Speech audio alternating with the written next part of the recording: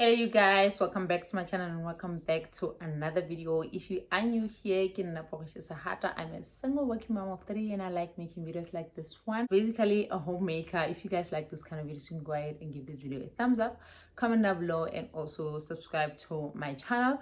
I know I've been on the Duke for some time now. It's because I went home and then I got tired of my weave, and then my mom borrowed me this Duke because I'm having a bad hair month, so that's why I'm still on the Duke. It's my mom's Duke. I have to return it, but we are asikolapo. So I am here today, guys, because I wanted to film a video talking about money. We're gonna be talking about money because I get a lot of questions actually about money, being a single mom and money. Every time it's about single mom money. Single mom, how do you manage their finances? How do you budget? All of that. So I'm gonna be talking about that today. It started with like five ways that I survived financially as a single mom. Then it went into 10. Then I had 2 extras. Now it's 12. So I don't know. We'll just take the 2 as like extras or bonuses for you guys. But we're just gonna call it like 10 ways that I survived financially as a single mom. So that's basically how I'm gonna title this video. And I know this is I'm a homemaker and all that. So somebody might ask, why are you doing financial what? I don't have any financial background now, or mangwalo or a degree or anything like that. And to be a homemaker, I feel like you should have money to make that home. So I have a little bit of insight of my own life that I know. So whatever information that you gonna receive today is nothing professional. It's just based off of my life or what I've been doing actually to survive financial strains or try and make my life function better when it comes to financial department. The reason for me for filming this video today, guys, is because now I feel like this kind of videos come in January and I feel like the money at that time would be gone. So I thought I'd share this video with you guys today because I feel like we're still gonna have our 13th check. So I think this is the perfect time to start saving with what you have, because in January we're just talking about, oh my god, this year I'm gonna save, but saving from what? You finish the money, then you're like, I'm gonna save. So I feel like whatever money that you have now is the one that you can start saving with, because at the end of the day, December is only 31 days. It's the same thing as the rest of the month, guys. So we need to learn and outgrow this thing out now. I deserve. Oh my god, I've worked hard the whole year, then I should get myself something to show that I've been working and what. Afford yourself being able to take your kids to the doctors without stress, all of those things by keeping that money away. You don't have to buy the beetroot, and it doesn't have to always be build your own family tradition where you don't have to do seven colors. You can do your own thing without breaking the bank and put your money away for the activities, like when you want to take your kids to like a picnic, a park for an ice cream, then you won't have to stress about anything. That is part of the reason why I'm doing that. I feel like this thing would help us a lot if we just keep our money now in December, and then knowing we will be able to survive with January, because there's a lot of stuff that are needed at the beginning of the month, like back to school and what. You don't want to find yourself with small loans and what starting a year on a bad note, getting into the emotional things. Just save yourself and try and save the money that you have now. So let's just dive into it, guys. The first one actually out of the 12 for me surviving financially as a single mom, guys. I'm a Christian. I'm a born-again Christian now, and there is some principle that I live by, one of them being a tithe. Trust me, now today you're going to be getting it from me. Your pastor is not trying to rob you. That's what I do. They're not looking to make money for themselves or something. Somebody might think, nah, I'm brainwashed, but it is what it is. You can think that, but yeah. So first thing on my list, guys, is tithe. Now for this ship to keep on running, guys, is tithe. I pay my tithe. You might do daily, you might do weekly, you might do monthly, whatever you feel like doing. But for me, tithe has been working for me. For me to be here today is because of tithe. Things are happening in my life that I never even thought possible is because of tithe. And you can ask, guys, even the rich people out there, they God is the God of principle, and if you apply those principles in your life, whether you're born again or you're not born again, trust me, things are just gonna fall in a good way for you. Even billionaires, they always talk about giving out to charities, what, and then they just keep on receiving more and more. Same thing with the tithe. If you just apply that, I feel like God just put a grace on your life on other things that should have gone bad, but because you paid your tithe, things just run smoothly for you. But that one, I get, it's about believing. It's about you having faith that this thing can actually work for me. But that is my number one. I feel like if I was not tithing, guys, like everything would just be a mess, because I've been in times where we had nothing, and how we're going to pay for a certain thing, how we're going to pay for employees, and all, how we're going to buy stock at the shop here, groceries, everything. Then but God will just come by. That's where tithe, I've seen it. I just live life gracefully. So there's nothing I do. There's basically nothing I do but only tithing. Then it covers, it's like an insurance of life, so it covers everything actually is covered with tithe. And don't be too hard on yourself. This thing, it's a practice gradually, then you will learn to tithe, and that way you are able to give. My number two, guys, it says by not feeling sorry for yourself. I survived financially by not feeling sorry for myself as a single mom. You know what's happening with when you're a single mom? You're like, okay, for example, I've got 2 baby daddies. So it's easy for you as a single mom to get into a pity party. Like, oh my God, I can't afford to buy ice cream because they left me. I can't do that because they left me. Everything, like, you just trying to tie it to your relationship not working out with the baby daddy. And especially when you try to be a good girl. Yeah. Especially when you try to be a good girl when you're coming with age and you thought maybe you're gonna marry a pastor or something like that. So you just kept yourself, like, you just been the good girl until one mistake or 2 mistakes, and then you find yourself in trouble, and that's when you start being on the pity party. Hey, if this thing did not happen to me, oh my God, I would have been this far if. But then because they left me with their kids and what. But to be honest, you gotta have to sit down with yourself at some point and try and take some responsibility that you played in there. Like the Bible always says that if you give out your pearls to, I don't know if it says the jackals or the wolves, then they'll just tear them apart. You chose to give yourself to somebody, and then they just rip you apart, and then you now want to blame them for whatever bad thing that happened in your life. But when you sit down and let yourself feel those feelings and say, you know what, I played some part in this, I should allow myself to feel this feeling so I can get myself out of this, because being pity is not gonna help you. Okay, the reason why, one might say, the reason why is she talking about mjolo and pity parties and whatnot? I'm talking about that because I'm telling you, like, the decisions that you're gonna be making about your finances will be coming from that pity party. You'll be saying, oh my God, if they were supporting their kids, then I would do this and that. Then you start acting compulsively. You just start doing things with emotions and spending your money where you're not supposed to be spending because you want to feel something. And actually, after now, I broke up with my baby daddy. I've been reading this book. I bought this book in 2019 when we broke up. Then it says the roadblock of self-pity. It says the roadblock of self-pity, and it's healing the soul of a woman. You know how you break up with people, the next thing you want to be, you want to align your life, and so it's not a bad thing, but that's what I've been reading about, the roadblock of a pity party. At that time, I couldn't take it. My heart was broken, and I was like, okay, I can't be reading all these things, but I let them pierce my heart. I let them go deep into whatever, because I was gonna become moralo. I was gonna become this person who thinks, or she's not able to do things for herself because she's in this pity party. Oh no, if somebody was here, then I would have had this turn around or what. That ain't gonna work. You're not gonna go forward with that mentality. So you need to let go of the pity party of how or who would have done what at what time. Then they did not. The fact is they did not do that. So right now we need to just, stop with the pity party and move on. And that's how we're gonna be able to deal with our finances better. Because some days you might just think, okay, you know what, I'm feeling so bad, the way these people have treated me. Oh my God, I deserve. Then you go out there and then just buy something out of that emotion, trying to make yourself feel better.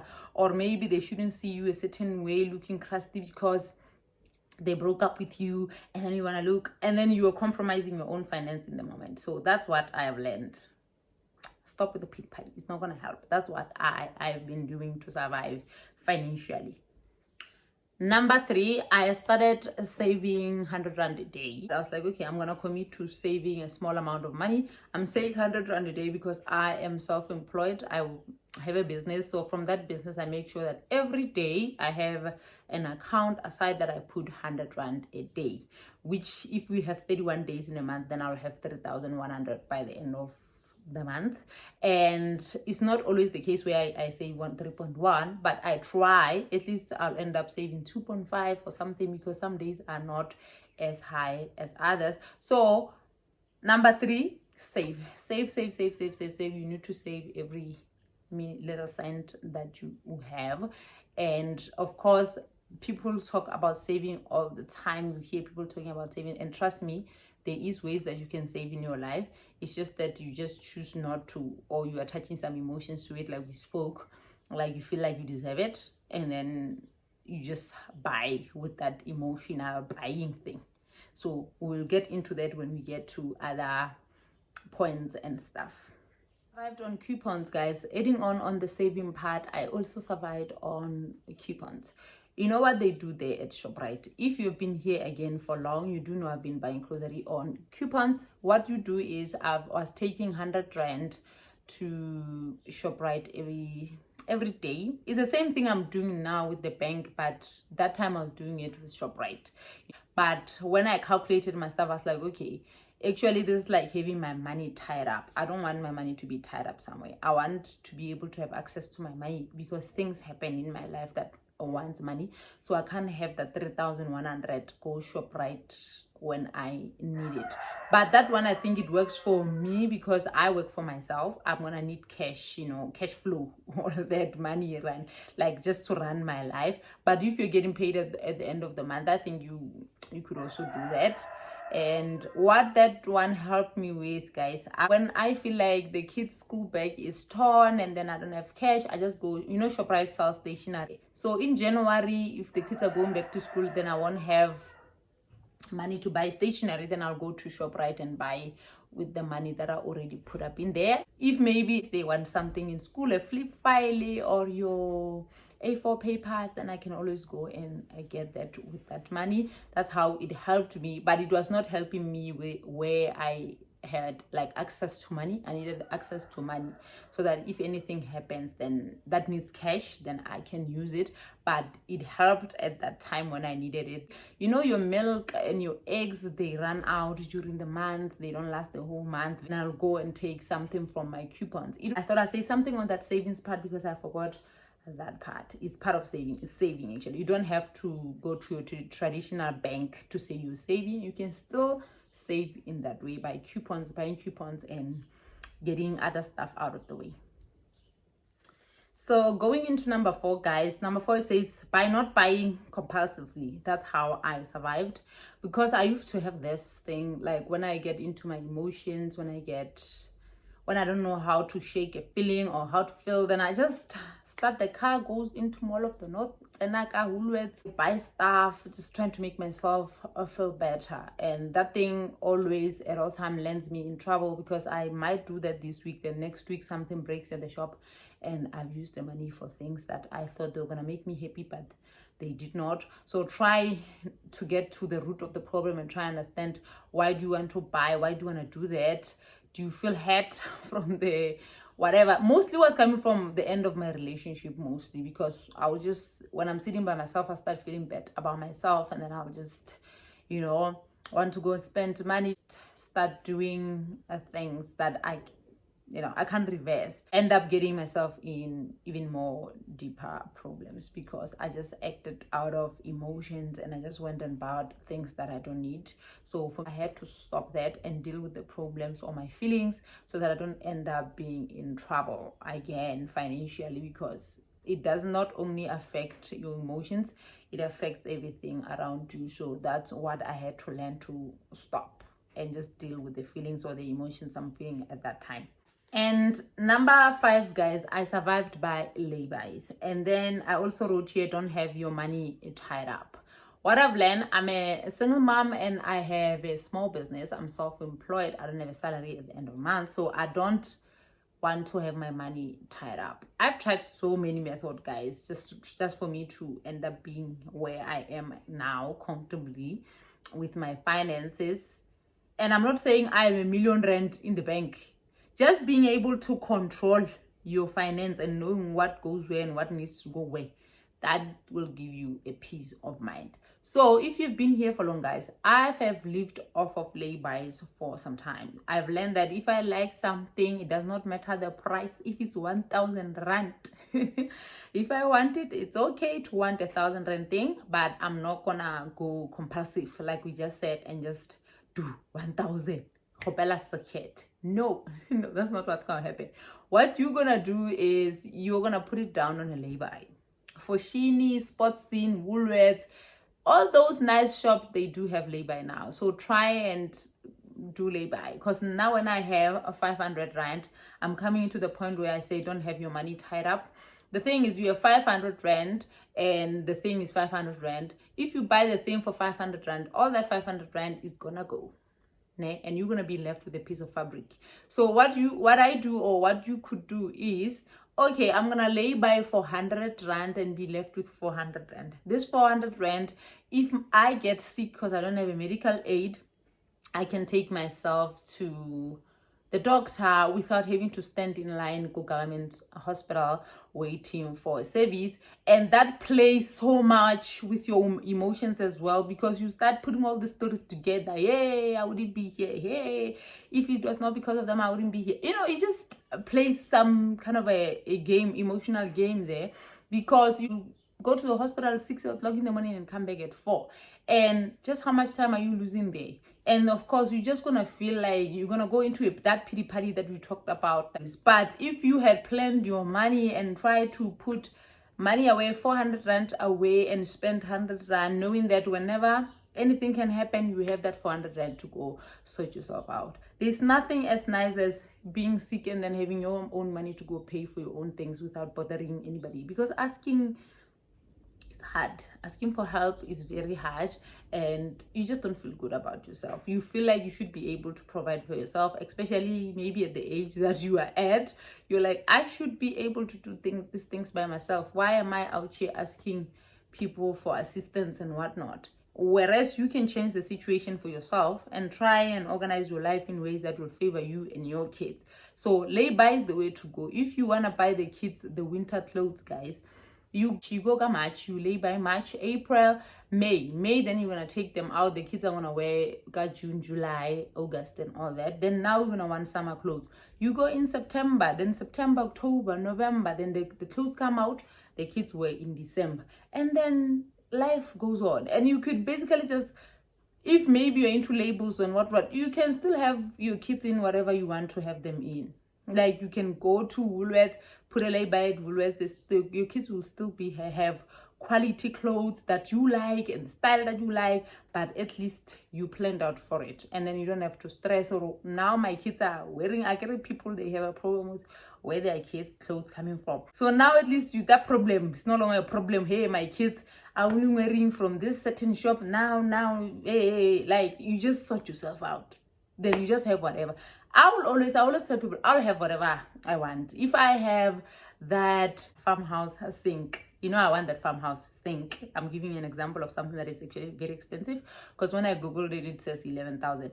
That farmhouse sink is deeper. I don't know if you guys saw it. I'll try and find it. That thing is 11,000. I always tell, okay, I want that farmhouse sink, but I don't have money for that farmhouse sink. So what is going to happen?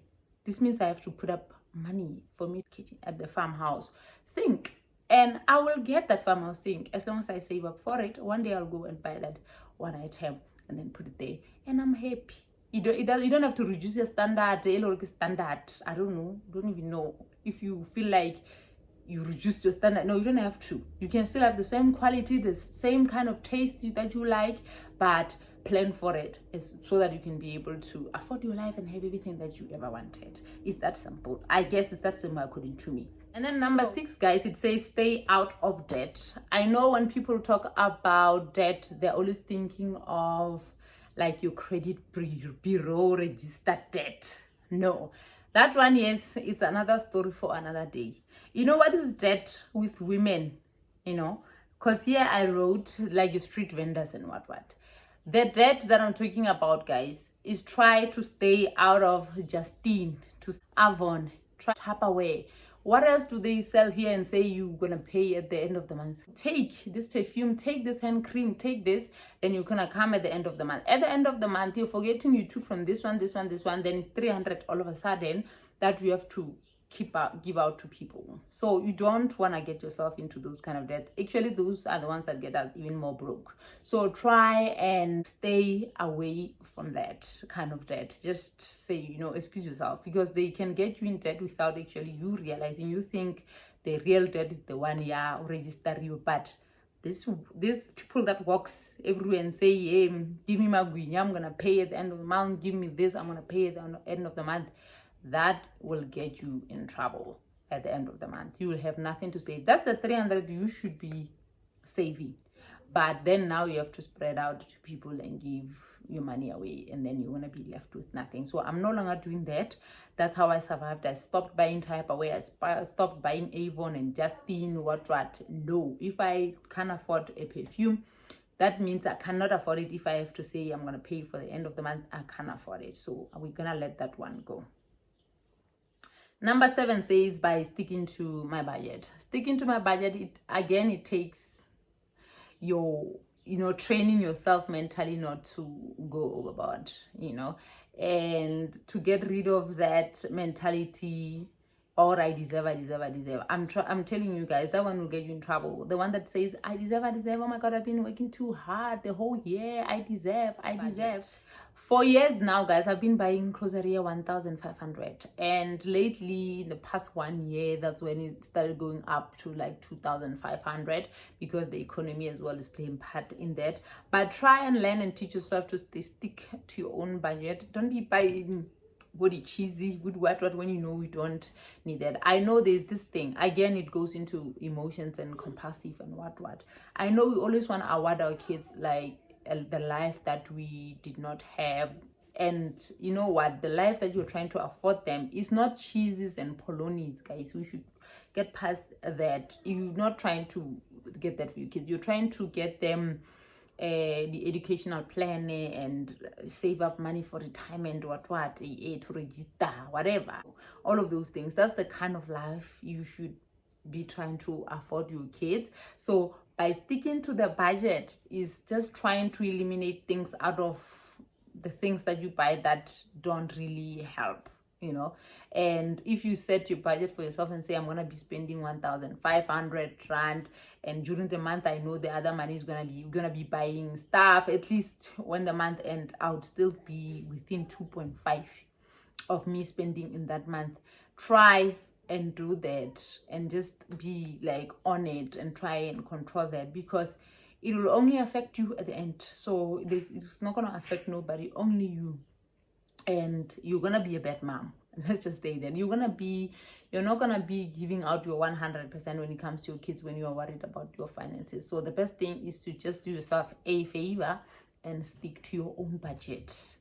Whatever you wrote down, just stick to it, and then you will see the results. So I survived by just sticking to that budget, closer 1,500, and try not to go overboard because I feel like cheese or something. What I would do is, like, when is like your bargain, Easter, Christmas, what, yes, you can save up for that, or the money that you saved in coupons, you can go and buy the cheesy, the bargaining, the olive, what do you know how we always want the choice of society? what you can save up for that with the coupons, and then you can have that. We are not saying you can't have, your life is gonna be dry.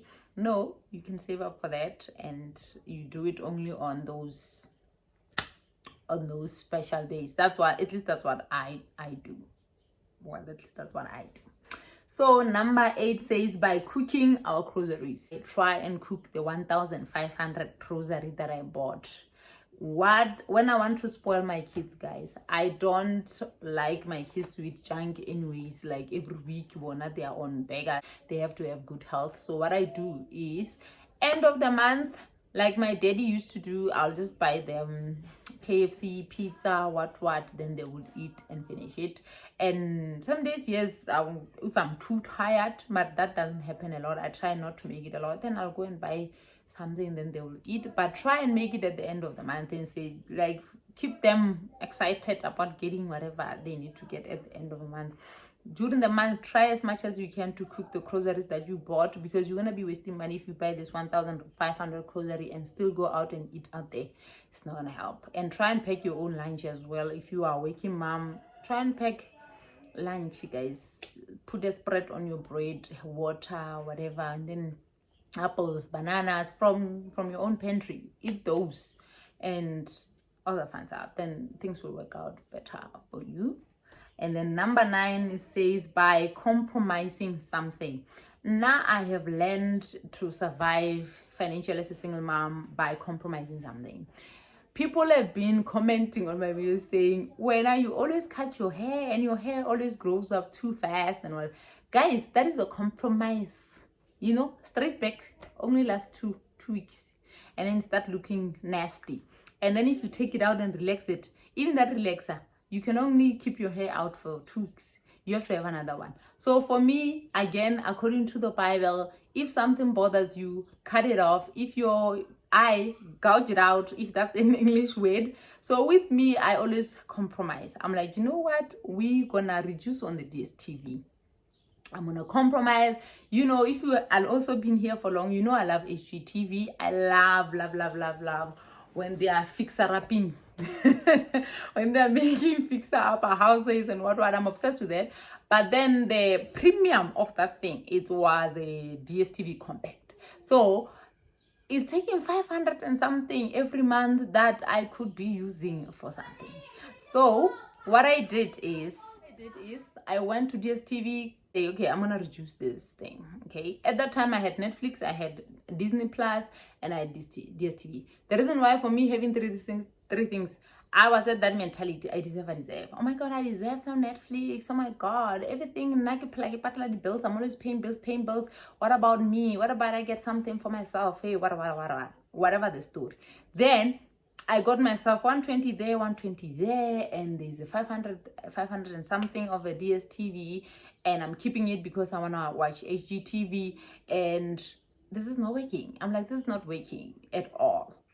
So before I go into other stories, like I was talking about my hair, now I would shave off my hair just for me to save up for something. If there's something that I need to do and I feel like the hair, the nails, the what are taking away from that, or maybe I bought some skincare and it's expensive, then I can just cut off of that, because I know how those things makes me feel. They make me feel good, yes, but it's not working. So if it's not working, I gotta compromise on them so that I can have a certain thing. Then if I want to go back, I'll go back. I don't know. Or if the finances determine getting back to where they were, then I can do whatever. So I cut my hair sometimes because I'm trying to save up for something, and I'm like, you know what, this hair is not gonna do for me.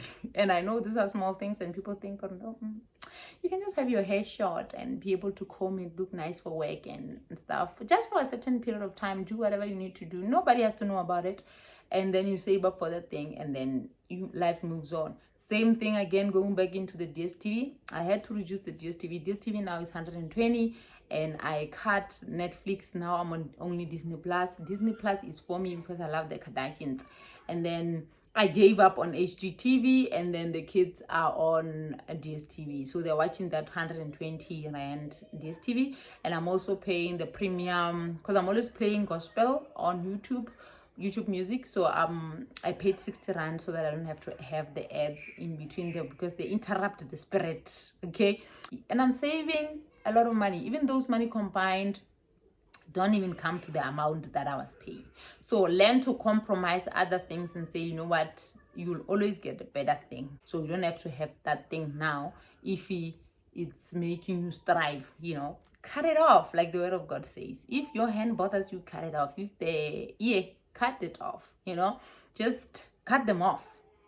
So another thing I've learned, guys, that helped me survive is to go to the store like with one card and without my phone, because some days, but that was in the initial state when I was trying to train myself. Now I just go in there, and then I would even leave if I feel like pressured. I just leave everything, even the one that I came for, and then come back home to rethink, or why was I there in the first place. So when I was training myself, guys, I would leave my card home and leave my phone home, because you can always transfer into the other account the right amount of money and go to the shops, buy whatever I need to buy and come back home. That one needs discipline. That one you need to train yourself, because it doesn't come easy, this thing. It has to become part of your lifestyle. It might be small, but you have to learn smaller things first before you graduate to bigger things. So just learn with those, and you know, testing yourself and seeing what okay, then eventually you're gonna be that person where you just know, I'm not gonna buy the thing, and then we move on, you know. So don't budget with anybody else's money. One thing I've learned is to not budget with anyone else's money. Try and budget from your own money. That one will save you the headache, because trying to explain to somebody the things that we're now experiencing, like in real life, to somebody who does not see them, don't make no sense. Trust me, if you slept with a kid without nappies, and then they peed on you and they pooped on you and all of that, or the baby had a temperature the whole night, and you're trying to explain to somebody else and say, oh my God, you should buy kids medication now, you don't give us money, and then now the kid has had a temperature, oh my God. See, all that, they are never gonna get it. Trust me, they are never gonna get it. They were not there. They didn't see the temperature going. They probably think you're exaggerating. Like they always say, baby mama is exaggerating. You know, they always think when you're exaggerating, you rather attention, you're just trying to get attention, and then there's no such thing. There's no way you can hold a kid's poop in your hand. But you know you did hold poop in your hand, and then you still put yourself in a position where you have to beg people for money or budget with their money, because somebody might promise to, even if you put them on maintenance, they might still bridge that and not give you the money. And when are you explaining all these stories, how you were holding poop and whatnot, it's not going to make sense, and they're not going to hear it. Like, they're not going to feel it, because they were not in that situation. They were not there. You know, if they were there, they will try and understand. Maybe they'll have some sort of emotions. But you explaining that story to them, it's nothing. It's not going to do anything for them. It's not going to touch them in any way. And then whatever you put, why? This is their kid. Why are they doing this? They don't feel anything that you have experienced the previous night or what. So the best thing is to budget with your own money. Take your own money. If the money from maintenance, if you took them to maintenance, it will just be a bonus. I can only control what I have, not what somebody's gonna bring in. If it means I have to cut the DSTV, I have to cut my hair that month, do that so that your life may run smoothly. I'm not saying you shouldn't take these people to maintenance court or what. You should, actually. You should. But at least take the emotional part out of it. You know, fighting for your kids, Mara, only awake and fine, you know, emotionally, without other drama. Like, get your ducks in a row. Make sure that your life is your life and it's sorted. And whatever you fight on the side, you're fighting because it's a good thing to fight for your kid, and make sure that they are gonna have the life that you want for them. Yeah. So yeah, guys, so that brings us to the end of today's video. If you did like it, please don't forget to give it a thumbs up, comment down below, and also subscribe to my channel. And I hope that all the information that I shared in today's video is going to be able to help you making better decisions going forward. And I'm not saying, like I said, I'm not saying my way is the right way or the only way to do things. our life are different anyways. You have a different life than mine, but for me to have survived, I had to have all those stuff that I spoke about intact. I think that's how I've been surviving, and that's why we're gonna be closing it today. So thank you guys so much for watching. I will see you guys in my next one.